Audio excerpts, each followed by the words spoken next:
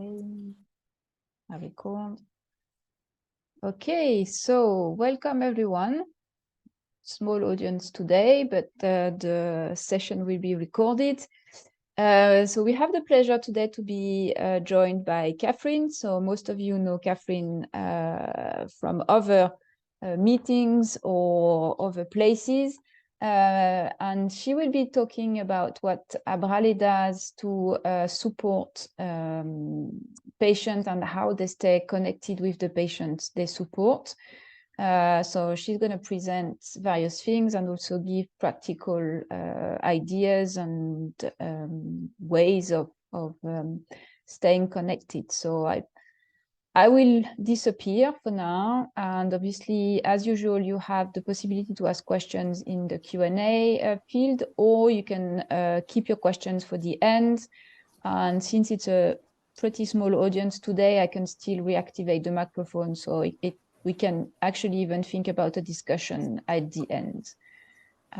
So having said that, I'm out for now, and I let Catherine to present. Okay, so thank you, Samantha, for this opportunity, and thank you all that are here with us. Good morning, good evening. I don't know where are all of you. I'm in Brazil right now, so for me it's still good morning. And it's a pleasure to be able to share, a little bit of our experience connecting and engaging with our patients in our community. So I'm going to share my slides. Hopefully it works. Please let me know once you can see my screen. Is it okay? Can you see? No, not yet. No. So let me do it again. Okay. This is quite challenging sometimes. I don't know why. It was working before. So. Yeah, it was working before. So let's see. Is it working now? No. Wow. It's a black screen. Black screen, so. It says that you've started to share the slides, but it's actually not showing the slides. Let me try one more time.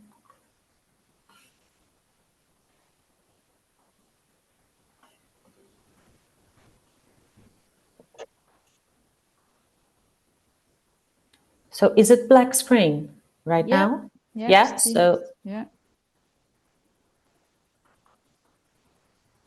What about now? Still.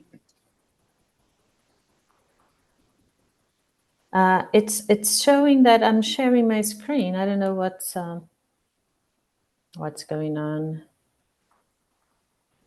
It says also that you're sharing a screen. It's just not showing the slides.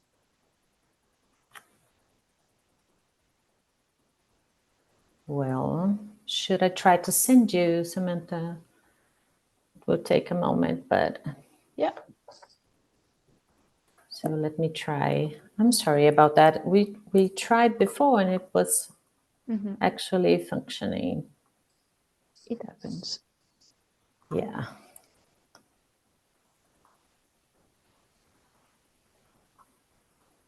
So let me see.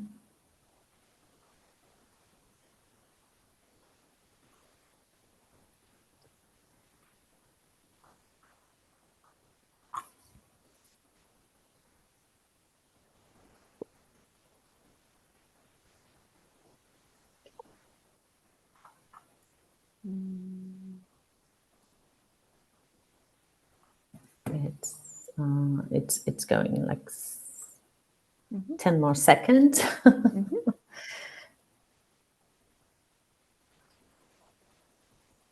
So how many do we have in the room? So for now, I can't see right now.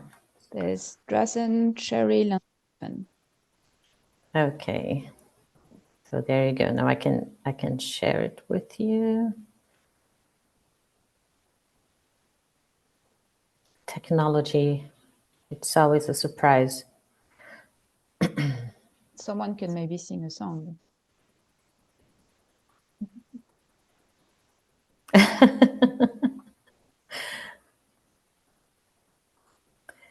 Stefan, Drazen, and Cheryl, how are you guys?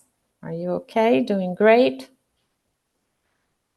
Yes, I'm very nice to have you here. How are you? yeah. I can see you, but actually, I hope that you cannot see me. Yeah, I can't. Yeah, But I can hear you. I cannot see your presentation either.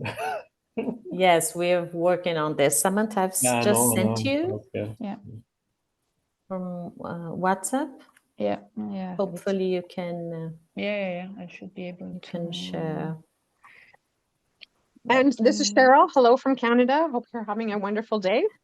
Oh, hello, Cheryl. Nice to have you here with us. Mm-hmm. Thank you for your time. Wait, I have to close all my tabs. Justin, so we can all see what I'm doing. It's a very intimate webinar, so it's good. We can work on this slide sharing. Yes, finally. Can you see the slides now? Yeah. Yeah, I can see it. Can you guys see it? Yes. Yes. Okay. So good. Let me try to make it. We manage. On the presentation, Yeah, I'm trying. It's this one, yeah. Can you see? Yeah. Okay. Yes, perfect. So thank you, and I'm pretty happy to be here and actually have this precious time to share how do we actually, who we are and what we do and how we can support patients here in Brazil on their different needs and expectations and challenges through the journey of diagnosis and treatment.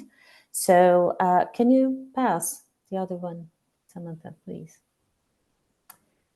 Yes, so ABRALI is a Brazilian Lymphoma and Leukemia Association, and we have been doing this for 2 decades, actually 21 years. And our mission is to support every single one in Brazil that is facing a blood cancer diagnosis. So here we have so many challenges concerning access to the right diagnosis, the adequate treatment, and also so many other challenges to achieve a better quality of life. So we are very committed to helping those patients, helping their families, caregivers, and actually healthcare professionals as well. And we don't do this alone, of course. We also mobilize so many other partners and patients' organizations and local partners to be able to offer so many different support activities and services here for our community. Next one, please.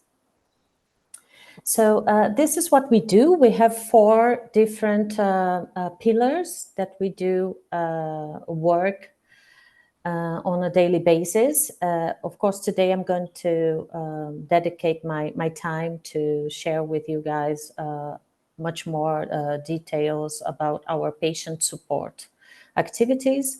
But we do also have so many different projects on education and information, not only for our community, patients, caregivers, but also for healthcare professionals and society in general. We do have an intensive agenda of activities on public policies and advocacy. And we dedicate a great time investing on research, journey mapping, and surveys to collect patient experience data. And also we develop some research and studies on our platform.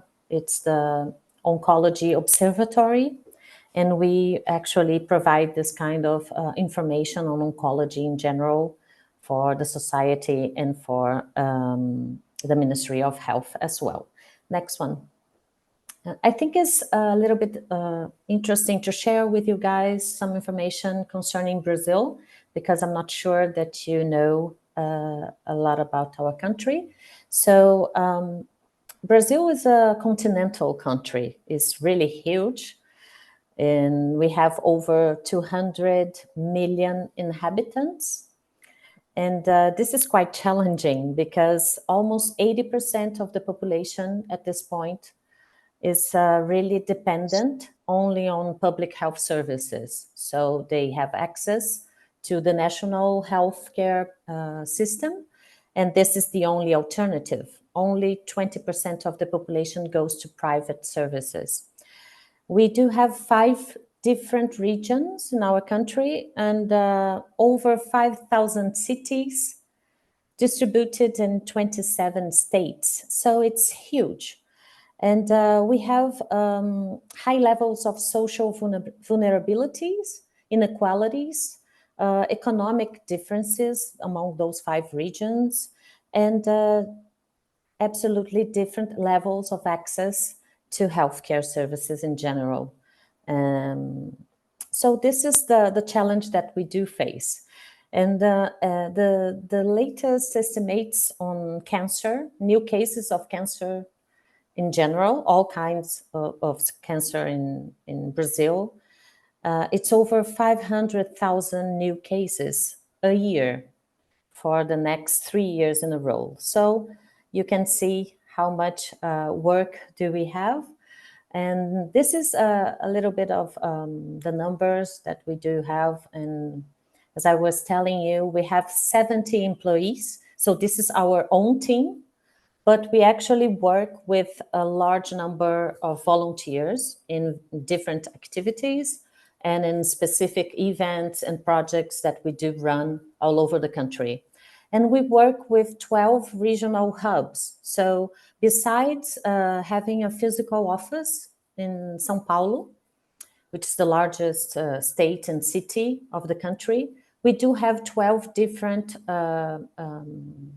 employees, representatives working for us, for Abrali, in the different regions of Brazil.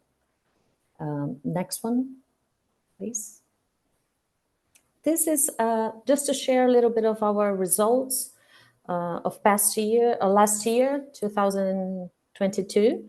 And I just wanted to highlight that it seems that we do lots of things. The numbers are very impressive. We do have, we are very proud of what we do and the patients that we do have the opportunity to help, to assist and to support and to help navigate through the system. But it's not much when you see the total necessity, the total demand that the country has. But this is just to share with you guys that we are doing our best with our huge team and very efficient team, very engaged volunteers to try to get to those results. And we have been also assisting and trying to help other patients' organizations in Latin America. And this is quite challenging as well. But we have great opportunities because we do share similar challenges in our region concerning access and unmet needs of the patients. So next one. So talking about what we do to support our patients. This is our main team. This is our core team at Abrali. And we are very committed to help them have the proper diagnosis and the adequate treatment. So we do have this team of almost 20 people working exclusively to help connect, get to the patients, help them through their journey. And we have lots of objectives, but I think to highlight some of them, I think it's very important to help them to have a greater adherence to the treatment, to be empowered, to have much more information, quality information, to actually know their rights and to understand that they have in our team, in our organization, the support that they might need during the process. Because if you think that besides coming from different sorts of system, they might be on the public system or even private system, health system in Brazil, the challenges are quite the same. The level of the lack of information is quite the same. I'm going to show you a little bit further on the slides the main challenges that they do face at this point here in Brazil. So we have been helping out and making contact and keeping them engaged through phone, email, WhatsApp groups, Instagram, Facebook. They are very popular and a very important tool here in Brazil. In person, of course. So we have the physical office, and we do welcome patients over there and assist them directly, face to face. And we also have the team that goes around on the 5 regions of the country.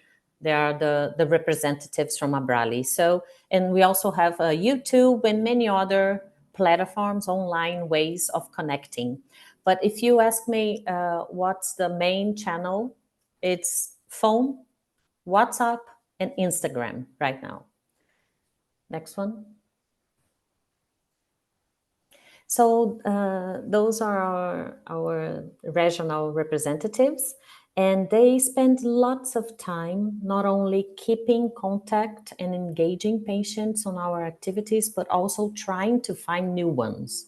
So they have been visiting on a daily basis the hospitals, the treatment centers around the country, so they can identify new patients, patients that are just finding out their diagnosis or undergoing treatment or needing some specific support or information. And they start the relationship with those in that specific moment during the first interaction. And then this patient is registered in our database, and then he starts to receive constant information, invitations to join the project, and some other activities that we do offer during the year. And those are some of the numbers. And now we are trying to scale up our presence because we do have 27 states, and now we only cover 10 states at this point. We have 12 representatives, and I'm trying to push a little bit further and try to have some more volunteers and employees to be representatives in Brazil for the next year. Next one. I forgot to mention, but we have been identifying a great challenge in primary care in Brazil.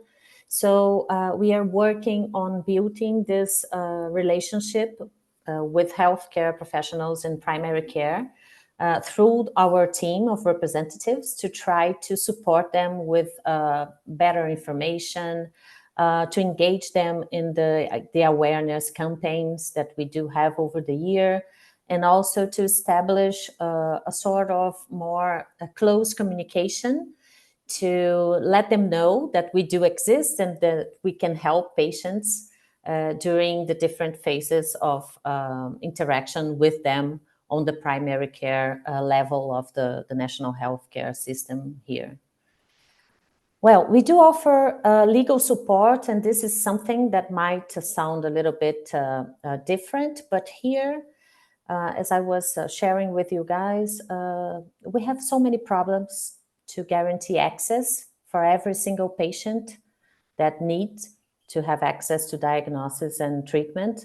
So being able to offer information concerning their rights and concerning the ways that they do have to ask for assistance and social security and assistance benefits, it's really important for us.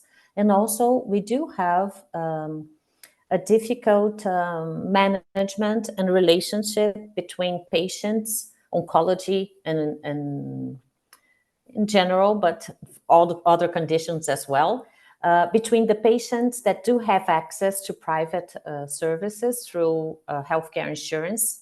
So it's really important for us to be able to give them the right support, the personalized support, so that they can actually have access in the proper way. Next one.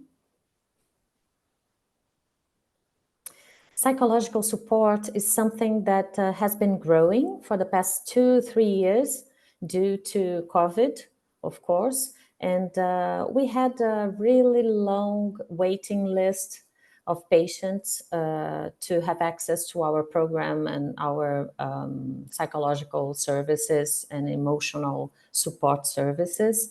But we could, I think for the past 3 months, we could establish a great partnership with local universities and 2 private clinics.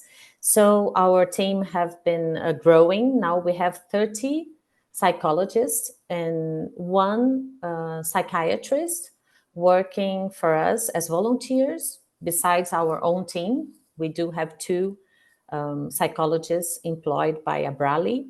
So we have been growing our capacity to support patients and caregivers and family members. And I think it's really amazing that we are changing the ways that we do connect and keep them engaged on those kinds of activities and services. And we have been improving our capacity to have small groups, online and face-to-face groups, to have quality conversations oriented and more moderated by psychologists to face and discuss the main challenges, emotional impacts and challenges that they do feel during the journey.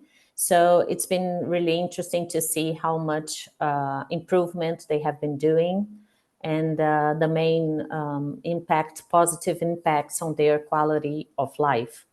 And the past month, I guess, we succeed on offering on-call services. It's like an urgent telephone or telemedicine care for them. And it has been challenging because they do have all sorts of needs and demands. And it comes in different times of the day and at night. But our 2 specialists, psychologists, are really working hard to be able to assist the patients that do come to us. Next one. Well-being project is something that we keep on doing because we actually believe, and we have some great feedbacks, that it's a qualitative impact, a positive impact, a social moment for them. And also they have been able to connect with us, connect with each other as a group of patients, exchange experience, pain, fears, problems, and they receive during those meetings and face-to-face activities, they do receive instructions, information. They are invited for some different activities, all trying to make them feel better, make them feel welcomed, make them realize how important it is to look for quality of life and some other sorts of alternative and integrative medicine services. So we do this with the support of over 50 volunteers in different areas, and Reiki, yoga, and body practices have been the highest point of those kinds of meetings for on the well-being project. And this is a photo from the last one that we had this year. We had 3 editions, and this is the last one that we decided to do on a public park, very famous public park here in São Paulo. And we have over 100 patients in total attending those activities this year. Next one. Well, this is another innovative project that we have been trying to develop and to keep in Abrali. It is due to COVID as well. We had to find a way to keep the contact and offer support, medical support, nutritional support, all the services that we do provide to patients. During the COVID pandemic, it was really hard to keep this running. So we decided to look for a partnership and to start the telemedicine project. So we do have now hematologists, oncologists, and some other nurses, nutritional specialists, and I think psychologists as well. And it has been really amazing to see that patients do need this kind of support and remote care. They are very open to this kind of innovative digital care. And we had a great feedback on the way they actually feel and accept this kind of assistance, medical assistance. And the biggest number of interactions that we do have through telemedicine over the past 2 years, and this year is quite the same, is their need for a second medical opinion, not only to confirm the diagnosis or to try to explain and give a better information concerning the disease and treatment, but also to try to have a second opinion on the best treatment and on some sort of different services and assistance to improve their quality of life. So it has been really an outstanding project. And now we have, this year, we have actually improved our team, and we have 2 hematologists working for us twice a week to be able to offer those kind of remote consultations. Next one. Patient committee. Well, this is something that I'm very proud to share, and I think it's one of the greatest ideas that we did have a long time ago.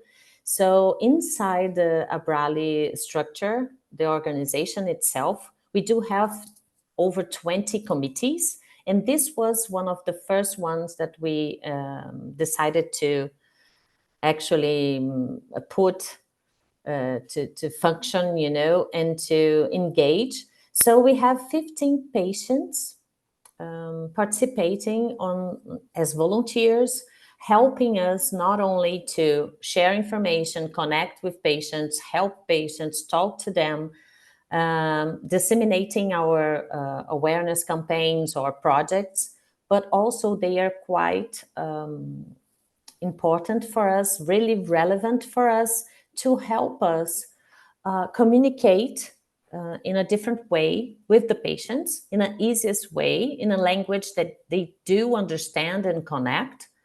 They also serve as consultants for us, for me as well. So I make the decisions after discussing with this committee, the main decisions concerning our projects, the strategic plan, and what are we going to do for the next year, for example.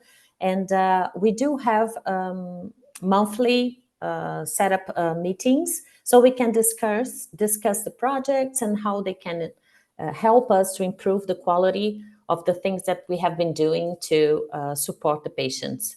And I think one of the best examples to share here is that they do recognize that it's a volunteer activity, essential activity. They want to help other people, other patients, just like them, but it's also something that they that makes them feel better in their own journey during treatment and recovery.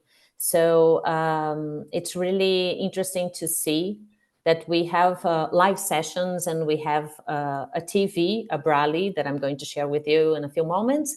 And the patients from this committee are our hosts. our presenters, and sometimes they do interview other patients or specialists, and they help us a lot to leave the message and to share better information for our patients as well.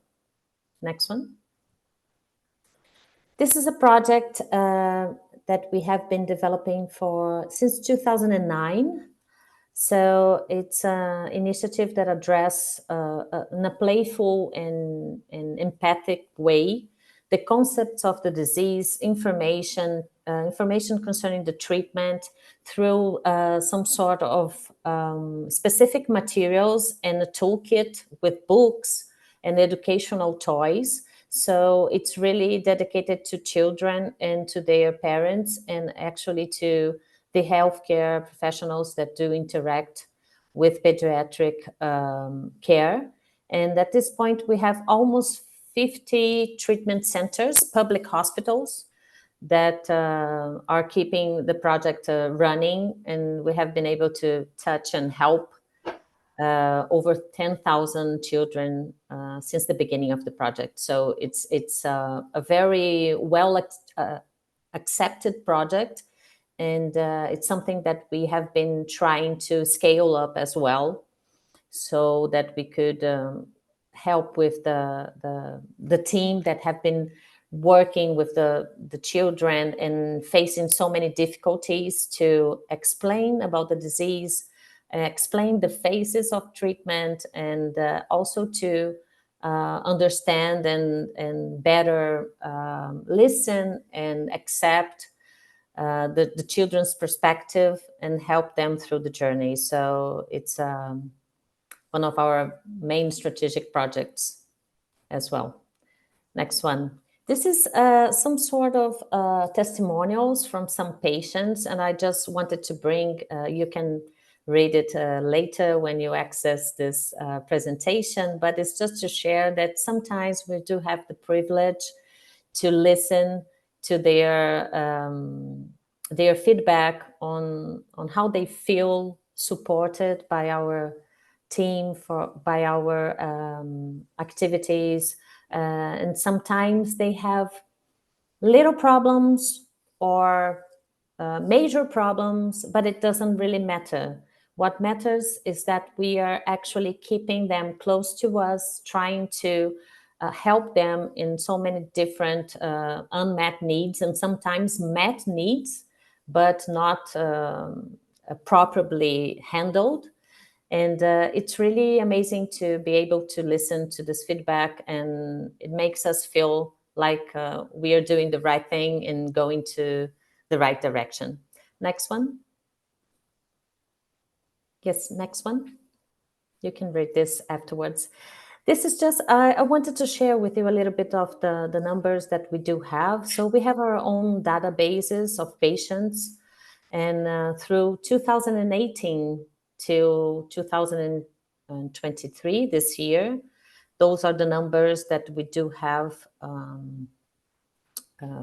gather on patients that register at Abrali and that receive information and have access to our services. And it's a quite impressive number. But when we do look at the national statistics for the year of 2023, for example, we do have over 11,000 new cases of leukemia expected. So, and this 2,400 total leukemia patients that we do have on our patient records is the total number from the beginning of Abrali. So it's 21 years of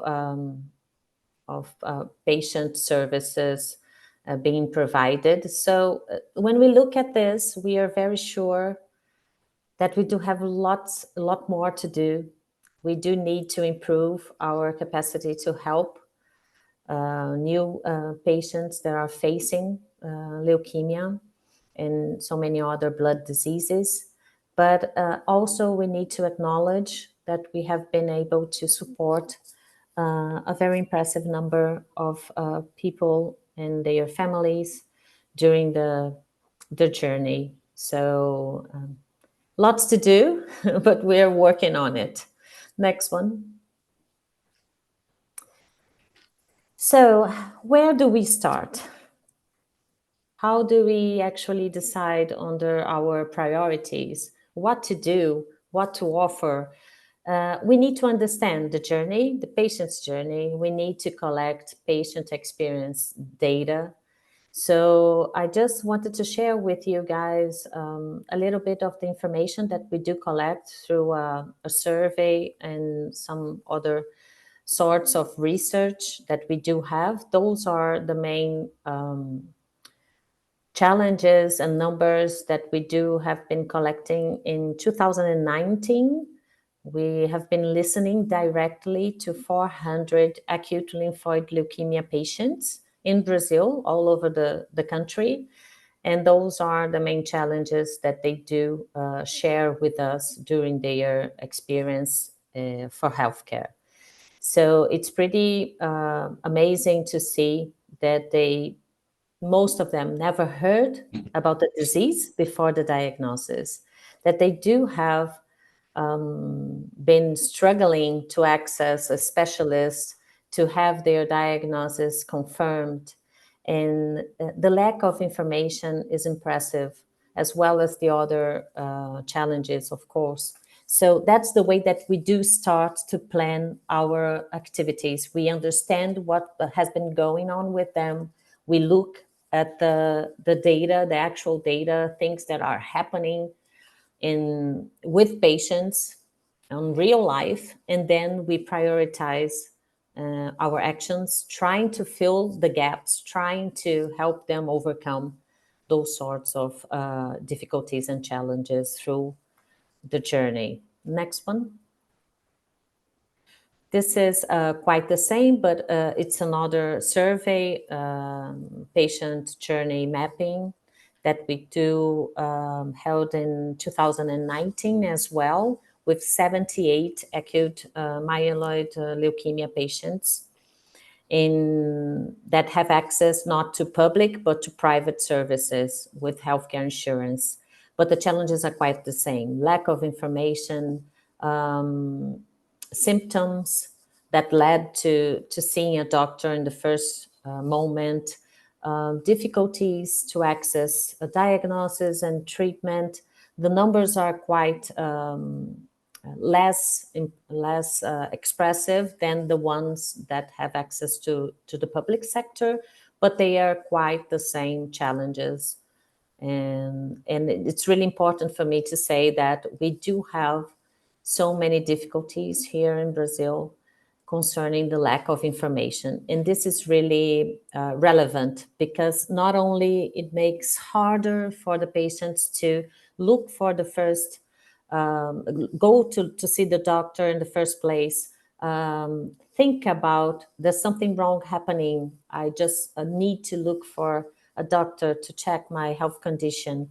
And also then during the journey, it's really impressive how they continue to have a lack of information concerning the disease, what to expect, what to feel during the journey, their rights, the treatments that are available, when to look for different professionals, and what sorts of needs and help they do actually need to look for during the journey facing a blood cancer. So it's really important for us to increase our capability to help them have access to quality information and to accessible information as well.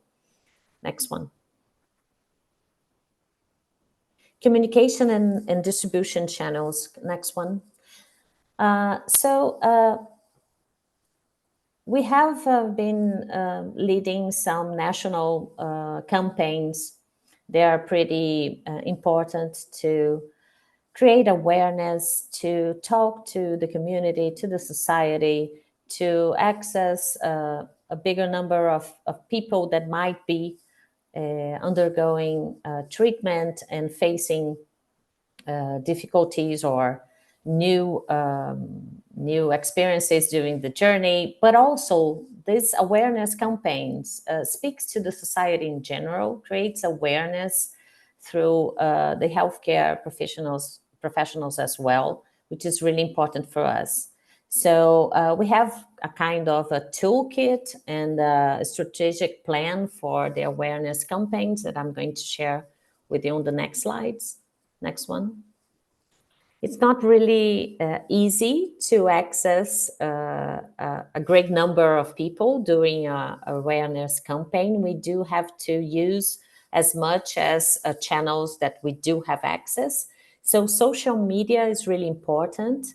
We have been releasing daily content for patients in different formats with the concern of sharing information on the same topic, but in different kind of language and ways of expressing in formats as well, so that we do have the possibility to reach different populational groups, and so that they can actually understand the information that we have been sharing. So those are the numbers from Facebook, Instagram, Twitter, and our own websites. And this is something that we do dedicate lots of time and effort with our team of communication and marketing to keep going, because this is one of our main channels to access, communicate, and have a close contact with our community. Next one. This is a specific publication that we have. We have our own magazine. It's a Abrali magazine, absolutely 100% dedicated to patients and patient community and caregivers. So the first photos that we see on the slide are the magazines. We have 4 editions during the year. And on the other photos, we do have specific materials, health education materials, online and pressed as well. So we can distribute and share with our team, the representatives that are traveling around the country and visiting the treatment centers. And we also do share through our database information. Next one.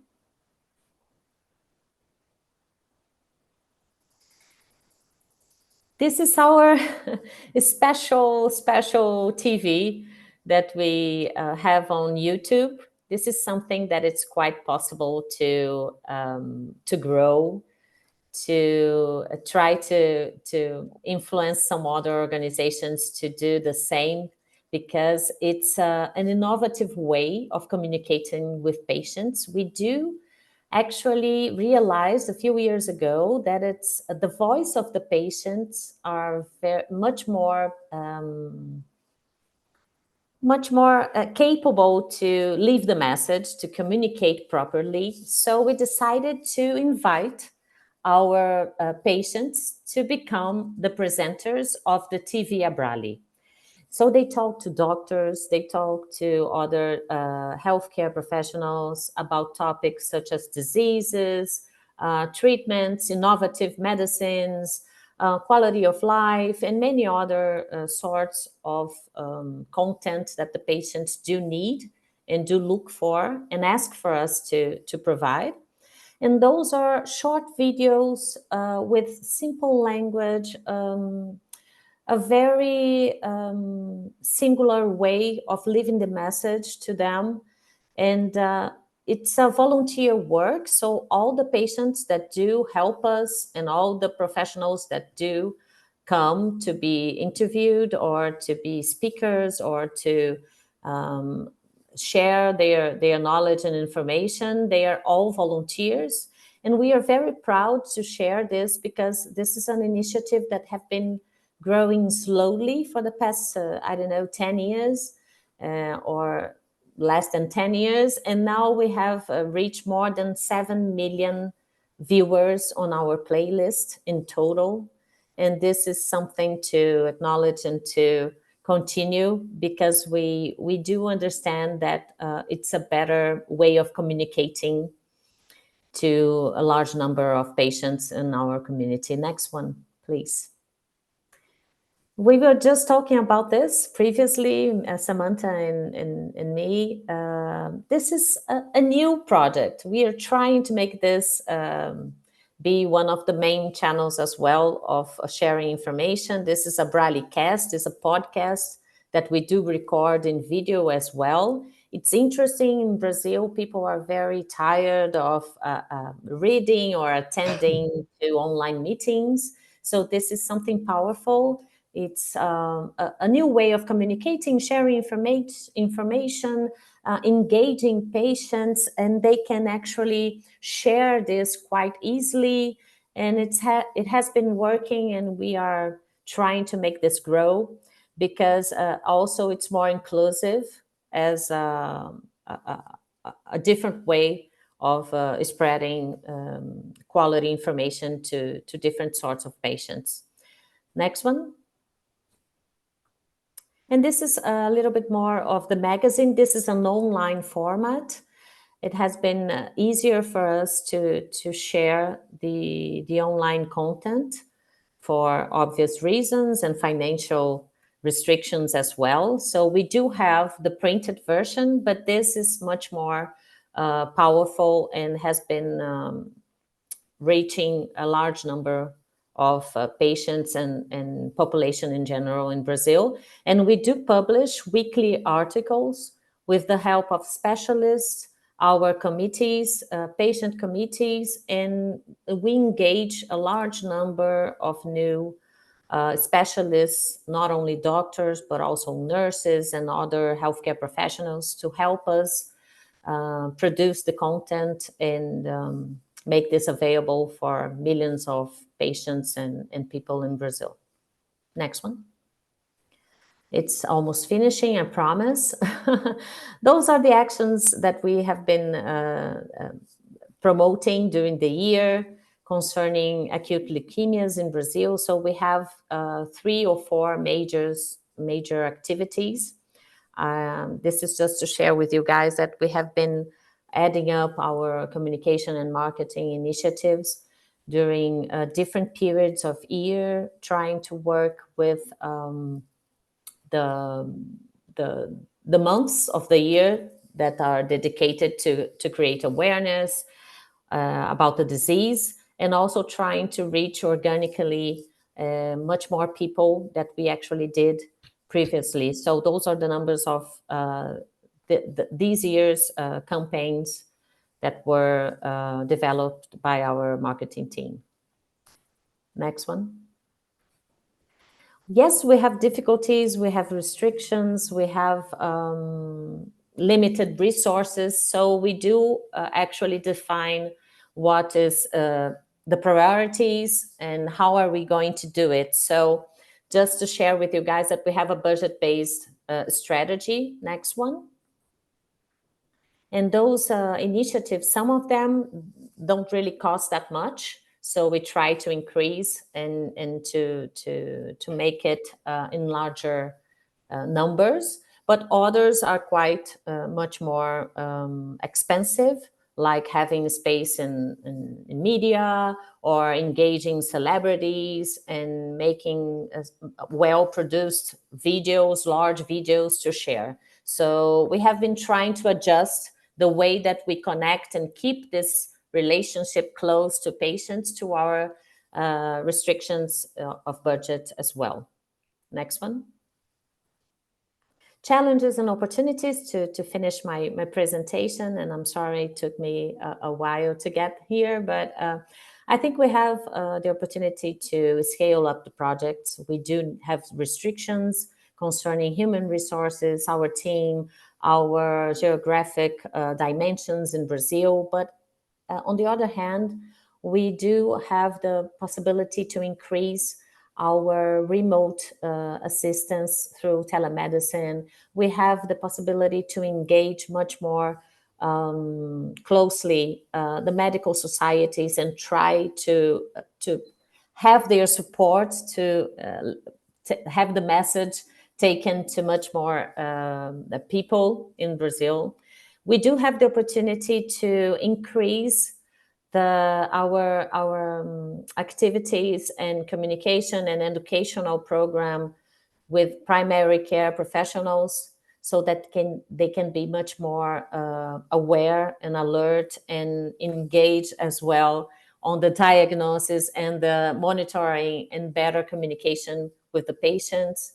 And at this point, we are sure that we are not doing enough for everyone in need in Brazil, but we have been trying to do as much as we can to keep a close contact and relationship and build this confidence and the patient engagement that we do feel that it's important to actually have a better quality of life, to have the better experience during the journey, and for them to reach better outcomes as well. So I would like to thank you all. Next one, just to share my contact in case you want to reach out.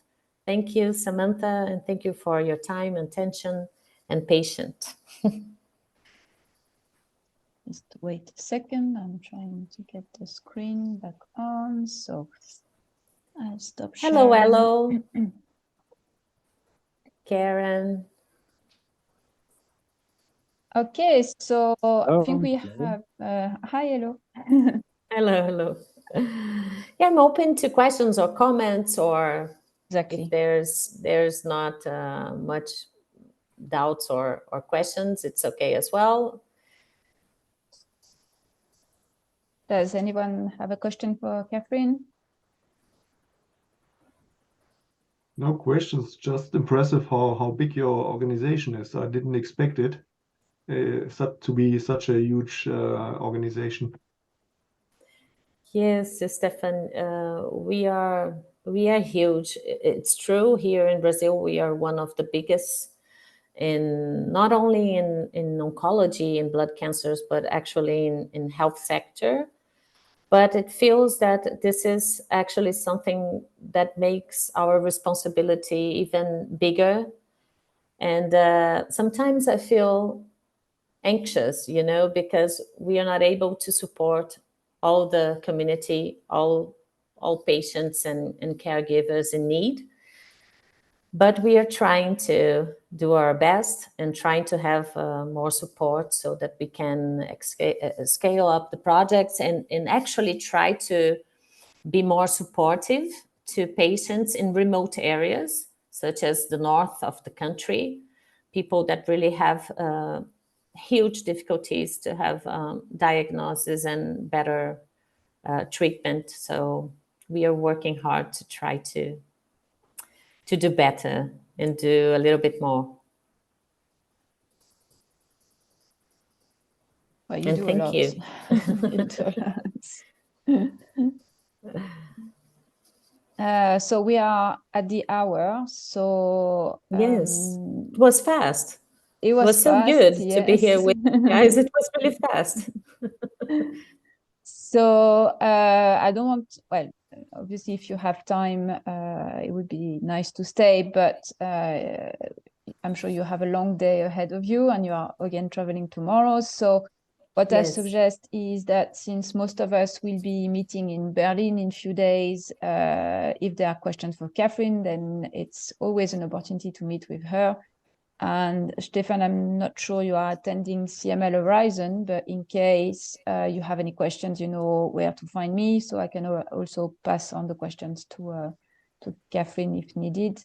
And yeah, so I'm going to share the presentation as usual and also the recording. So you will have access also to a lot of details that Catherine has put in the presentation. So yeah, I think voila. Voila. Thank you. Sorry, I joined in midway. I didn't get home in good time. But I'll be looking forward to seeing the recording, at least for the part that I missed, and hope to see you in Berlin yes, actually in a couple of hours. Yes, Yeah. we'll have the opportunity to talk in person. It will be great. And thank you all for the opportunity. Samantha, thank you for the invitation. You're and welcome. please my email you can share if anyone wants to keep in contact. It would be my pleasure. Thanks to you, Catherine, for taking the time in your super busy schedule. No, it was awesome. Thank you. It was very nice of you. Thank And, you. everyone. So see you soon again. Take care. See you. Yeah, take care. Be good. Bye-bye. Bye. Bye-bye. Bye-bye, everyone.